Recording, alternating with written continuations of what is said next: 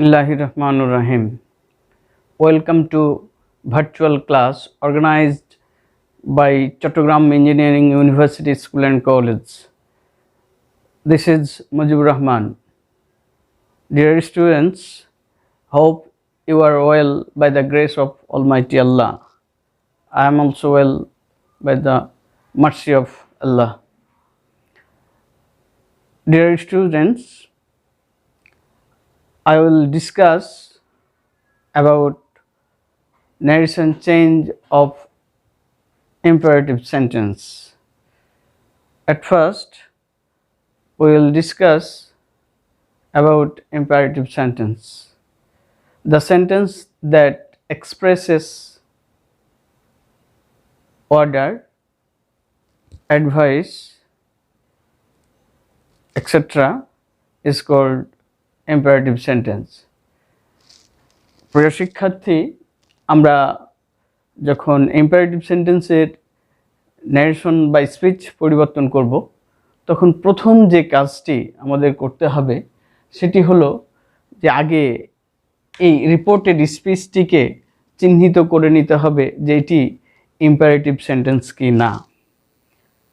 How to find out the imperative sentence? We know that, আমরা জানি 4-5টা clue যদি আমরা খেয়াল করি তাহলেই খুব সহজেই ইম্পারেটিভ সেন্টেন্স আমরা আইডেন্টিফাই করতে পারি। নাম্বার 1, সেন্টেন্স অর স্পিচের প্রথমে সাবজেক্টটা সাইলেন্ট থাকবে। নাম্বার 2, সাবজেক্ট যখন সাইলেন্ট হয়ে যায় তখন প্রিন্সিপাল ভার্ব প্রথমে চলে আসে, প্রথমে হয়। নাম্বার 3, সেন্টেন্সের প্রথমে ডু নট অর নেভার থাকতে পারে। নাম্বার 4, সেন্টেন্সের প্রথমে লেট থাকে। নাম্বার 5, প্লিজ অর কাইন্ডলি থাকতে পারে সেন্টেন্সের প্রথমে বা শেষে।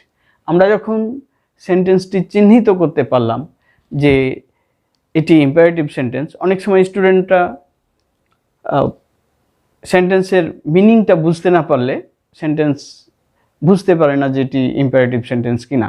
আদেশ, উপদেশ, নিষেধ, নির্দেশ যদি বুঝতে অসুবিধা হয় তখন তারা চিহ্নিত করতে পারে না ইম্পারেটিভ সেন্টেন্স। কাজে আমরা এই 4-5টি ক্লু খেয়াল করব। সাবজেক্ট সাইলেন্ট আছে কিনা, প্রিন্সিপাল ভার্ব প্রথমে আছে কিনা, ওর ডু নট ও নেভার প্রথমে আছে কিনা, সেন্টেন্সের লেট প্রথমে আছে কিনা, সেন্টেন্সের প্রথমে বা শেষে প্লিজ অর কাইন্ডলি আছে কিনা। যদি থাকে তাহলে আমরা ধরে নিলাম এটি imperative sentence.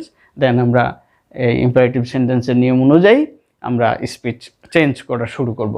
Number 1, he said to me bring your book. Bring principal verb, কাজেই আমরা সহসাই বুঝতে পারছি এটি ইম্পারেটিভ সেন্টেন্স। তাহলে ইম্পারেটিভ সেন্টেন্সের রুলস অনুযায়ী আমরা ন্যারেশন বা স্পিচটি পরিবর্তন করব। আমরা জানি আমরা এই সেডের পরিবর্তে অ্যাসার্টিভ সেন্টেন্সে বিগত দিনে করে আসছি টোল্ড লিখে আসছি, আমরা ইন্টারোগেটিভ সেন্টেন্সের ক্ষেত্রে আমরা আস্কড লিখে আসছি। এখন ইম্পারেটিভ সেন্টেন্সের ক্ষেত্রে আমরা সেডের পরিবর্তে কি বসাবো? আমরা রিপোর্টেড স্পিচের অর্থ অনুযায়ী ইম্পারেটিভ সেন্টেন্সে সেডের পরিবর্তে আমরা কখনো অর্ডার বসাবো, কখনো রিকোয়েস্ট বসাবো, কখনো অ্যাডভাইস বসাবো। আমরা এই রিপোর্টেড স্পিচের অর্থ অনুযায়ী সেটি বসাবো। আর যখন বুঝতে পারবো না যে এটি আদেশ, উপদেশ নাকি নির্দেশ, বুঝতে অসুবিধা হলে টোল্ড লেখাটাই বেটার আমরা মনে করছি। নাম্বার 1 আমরা করি আগে, ব্রিং ইয়োর বুক, তোমার বইটা আনো। এখন কে কাকে বলছে সেটি যেহেতু তাদের র্যাঙ্ক বা পদমর্যাদা বা বয়স সম্পর্কে আমরা অবগত নই, ওই জন্য আমরা এখানে অর্ডার কিংবা কমান্ডেড অর অ্যাডভাইস না লিখে টোল্ড লিখতে পারি। কেউ অর্ডার লিখলেও এটিকে ভুল ধরা হবে না। নাম্বার 1, তাহলে আমরা এটি যেহেতু বুঝতে পারছি না যে কোন র্যাঙ্কে বা কী বয়সের, তাদের মধ্যে যাদের মধ্যে কথা হচ্ছে তাদের বয়সের পার্থক্য কতটুকু, এই জন্য আমরা প্রথমে সেটা টোল্ড লিখব। হি টোল্ড মি, টোল্ডের পরে একটু বসে না, এবং আমরা কানেক্টর হিসেবে অ্যাসার্টিভ সেন্টেন্সে বসিয়েছিলাম দ্যাট, এবং ইন্টারোগেটিভ সেন্টেন্সে লিখেছিলাম ইফ। এবার আমরা টু লিখবো, ইম্পারেটিভ সেন্টেন্সের জন্য কানেক্টর হিসেবে টু লিখবো। Deer students, he told me to bring your, এটি সেকেন্ড পারসন এবং পজিটিভ ফর্ম আছে, তো সেকেন্ড পারসন হওয়ার কারণে মিকে ইন্ডিকেট করেছে, তাহলে মি এর পজিটিভ ফর্ম মাই হবে, my book. Number 2, he said to me come here. এটিও আমরা দেখছি কে কাকে আদেশ বা উপদেশ করছে নাকি অনুরোধ করছে সেটি বোঝা যাচ্ছে না, ওই জন্য আমরা এখানেও টোল্ড ব্যবহার করতে পারি। তাহলে he told me to, come থাকলে গো হয়, হেয়ার থাকলে দেয়ার হয়। Number 3, the captain said to the soldiers march on. এখানে কখনোই একজন ক্যাপ্টেন তার সোলজারকে, সৈনিককে কখনোই অনুরোধ করবে না, কাজে এটি আমাদের কাছে পরিষ্কার, কাজে আমরা এখানে অর্ডার অর কমান্ডেড ব্যবহার করতে পারি। The captain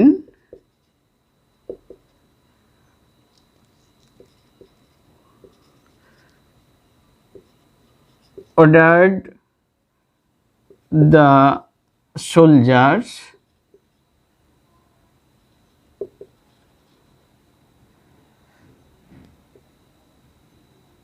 to march on. Number 4, I said to him, excuse me sir. Dear students, excuse me, ক্ষমা চাওয়া হচ্ছে, কাজে ক্ষমা বুঝালে আমরা নিশ্চিতভাবে বেগড ব্যবহার করব ক্ষমা চাওয়ার ক্ষেত্রে। তাহলে আই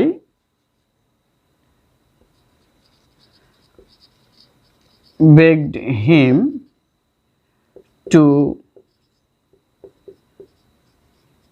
এক্সকিউজ মি, এটি ফার্স্ট পারসন, কাজে সাবজেক্টকে ইন্ডিকেট করবে, আর সাবজেক্ট যেহেতু আই আছে তার অবজেক্টিভ ফর্ম আবারও মি হবে। আর ডিয়ার স্টুডেন্টস, সার ওয়ার্ডটি স্পিচ পরিবর্তনের সময় বসে না, আমরা সারের পরিবর্তে রেসপেক্টফুলি বলতে পারি, তো আমরা যেহেতু বেগড লিখেছি সেটি না লিখলেও চলবে। Number 5, she said to me do not tell a lie. তাহলে আমরা এটা নিশ্চিতভাবে ধরে নিতে পারি কাউকে মিথ্যা বলতে না বলতে উপদেশ দেয়া হচ্ছে। কেউ যদি এটা নিষেধ ধরে তাহলেও ফরওয়ার্ড লিখলেও কোনো অসুবিধা হবে না। আমরা ধরে নিচ্ছি যে এটা কি উপদেশ দেয়া হচ্ছে, ফলে সে অ্যাডভাইসড মি, ডু নট থাকলে আমরা নট টু লিখব,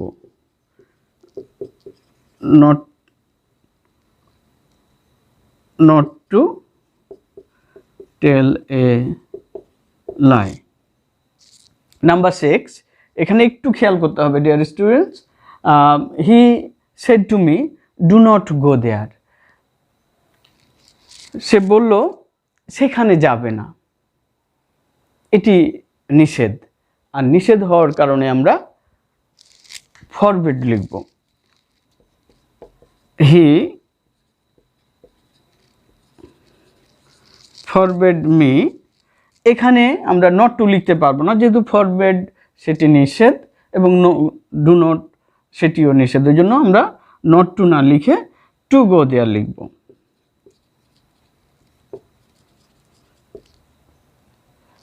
ডিয়ার স্টুডেন্টস, এটি ভালো করে খেয়াল করবে, আমরা যখন নিষেধ বোঝানোর জন্য ফরবিড ব্যবহার করব তখন আর নট টু লিখব না, শুধু টু লিখব।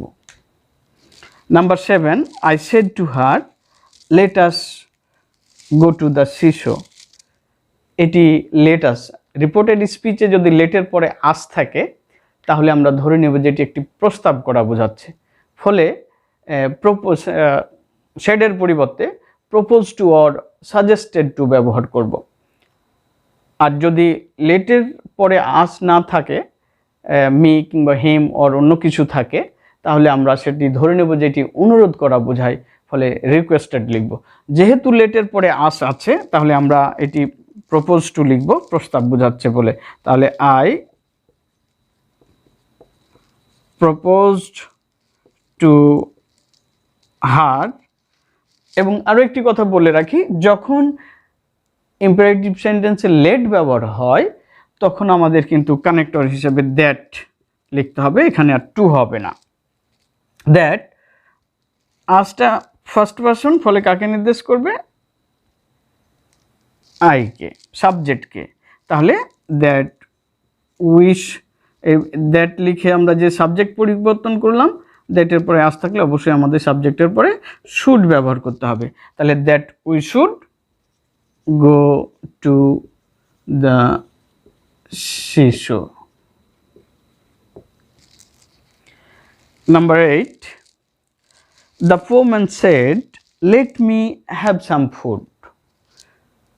Dear students, এখানে খেয়াল করে লেটের পরে মি আছে, অর্থাৎ এটিতে অনুরোধ করা বোঝাচ্ছে। তাহলে আমরা রিকোয়েস্টেড লিখব এখানে।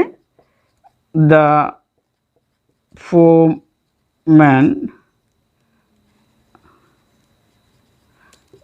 রিকোয়েস্টেড, আর লেট থাকার কারণে টু না লিখে আমরা দ্যাট লিখব। The poor man requested that me, কাকে নির্দেশ করবে ফার্স্ট পারসন বলে? সাবজেক্টকে। তাহলে দ্য পোর ম্যান অর্থাৎ হি। এখানে যখন আমরা লেটের রিকোয়েস্টেড বসাবো তখন আমরা সাবজেক্ট চেঞ্জ করে might or might be allowed to লিখব। তাহলে he might be allowed to or might have some food. Dear students, আমরা খেয়াল করব যে ইম্পারেটিভ সেন্টেন্সের যখন আমরা স্পিচ পরিবর্তন করব তখন আগে আমরা স্পিচটি ইম্পারেটিভ সেন্টেন্স কিনা ভালো করে চিহ্নিত করে নেব। চিহ্নিত করার পর ইম্পারেটিভ সেন্টেন্সের রুলস অনুযায়ী যদি আমরা অ্যাডভান্স হই তাহলে আমাদের নির্ভুলভাবে সেন্টেন্স গুলোকে বা স্পিচগুলোকে ইনডিরেক্ট স্পিচে পরিণত করা আমাদের পক্ষে সহজ হয়ে যাবে। বেস্ট অফ লাক, ভালো থাকবে সবাই।